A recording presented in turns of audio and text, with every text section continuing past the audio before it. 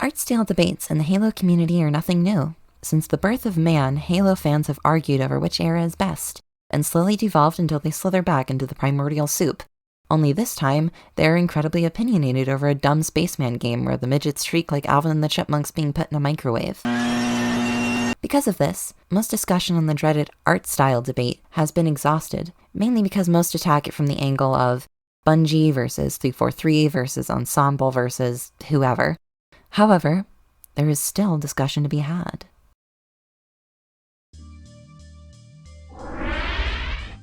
Hi, I'm Penny, and I'm here to rile up the community over stupid shit.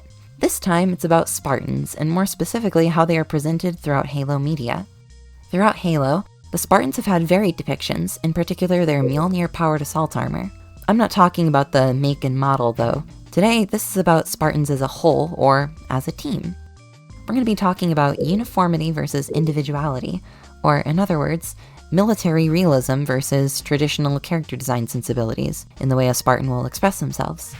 Be that armor set, attachments, color, body type, the works. It'll be my job to elucidate people on both sides of the conversation, and I'll try to cover it as objectively as I can. So with that said, let's dive in.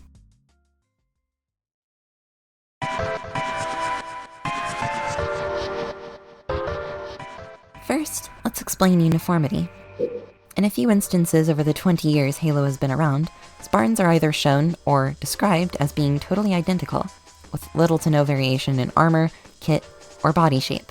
By all accounts, when Spartans are in their armor, they are totally indistinguishable, besides maybe a few numbers on their breastplate and a few depictions. This portrayal of Spartans is most prevalent in the novels, specifically The Fall of Reach and the CGI cutscenes in Halo Wars. Since I can't exactly, see a book, we're gonna go ahead and use Halo Wars' Red Team as our example team for uniformity at its most extreme. Each one of the members has the same armor, Mjolnir Mark IV. They all have the same body type, so you can't distinguish who is who if you look at the waist. And in this game specifically, they have no numbering on their titties.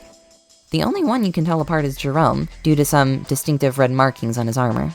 Now, upon closer inspection, you can actually tell who is who out of the remaining two Spartans with these painted shoulder pieces, but besides that, it is impossible to tell at a glance unless you're just looking at their weapons. But in that case, this image is a bad example since both Douglas and Alice are using the same weapons, dual SMGs.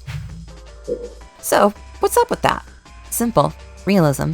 Most people that you see in the community that prefer uniformity among Spartans will cite realism and accuracy to how an actual military group would theoretically organize Spartans, generally speaking. Since in the lore they're stated to have roughly the same set of skills, all trained with the same gear, and be able to adapt on the fly, they might as well all look the same too, since every Spartan is interchangeable, right? Some folks in the community who think along this line have come up with a sort of compromise to this. Due to Halo Reach giving Spartans the ability to attach things like pouches and harnesses to their armor, some people prefer depictions of Spartans with different gear attached to their Mjolnir and sometimes even different helmets. However, the through line of the same color and base armor remains, with the amount of sexual dimorphism among Spartans varying from person to person. If we're to put this on a handy chart, Red Team would be on the far uniformity side, whereas this team of Reach Spartans here is in the middle. Not quite as individual, but willing to budge in a few places. Now, what about individuality?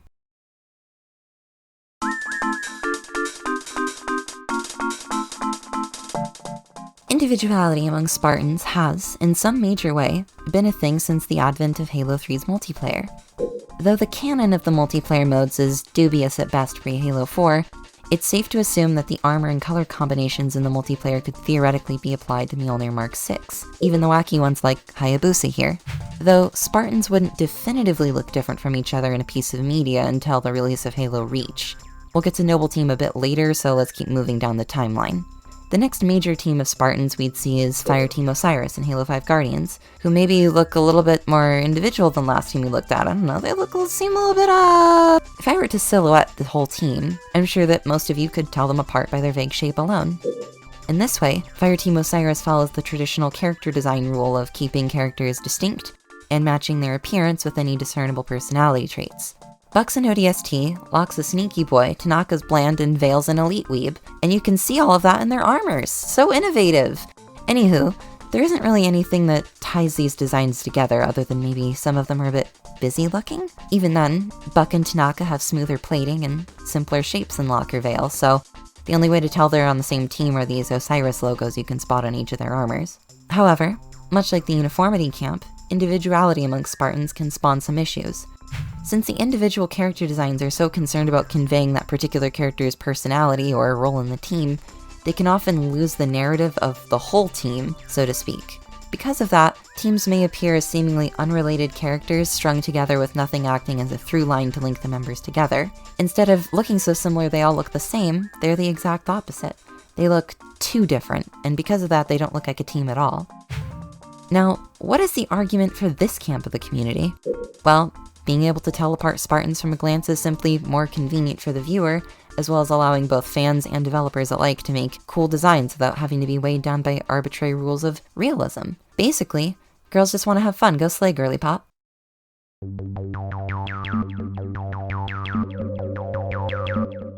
Of course, there are exceptions to both of these camps, and there's always those teams that have maybe a bit of both in them.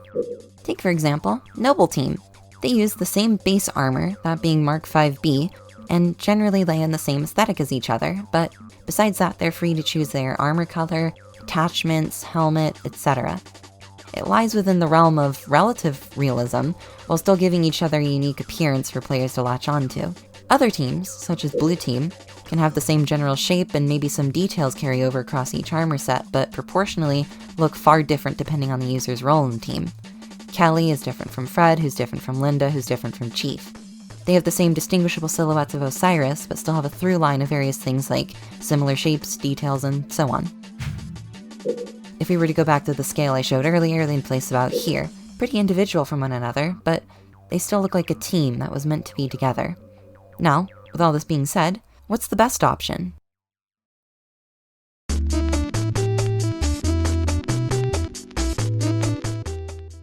Since this topic is very subjective and it depends heavily on your own opinion on what you want Halo to be as a whole, I can't say for certain what's best.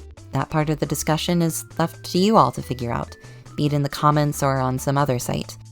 Before you go getting in arguments about this though, do remember to keep it clean. We don't want any more art style debates, and I know the Halo community is known for a lot of infighting, but please do try to hear out the other side and offer informed criticism. I'm just the messenger, so I'm not going to voice my own opinion on the matter lest someone uses that as ammo to try and win some dumb argument. Wow, look at that. Can you see how community infighting has scarred me? I love Halo fans. Well, that's all I had to say on the matter. This was fun to work on. It was nice to use my knowledge of character design for something that isn't a massive project like Revolved was, and it's something I've thought a lot about too. Not a whole lot of people know about this since it's a pretty niche talking point online from what I can tell, so I hope this gave y'all some more to think about and consider. Anyways, I need to go back to the art dungeon and slay voice some more. Bye!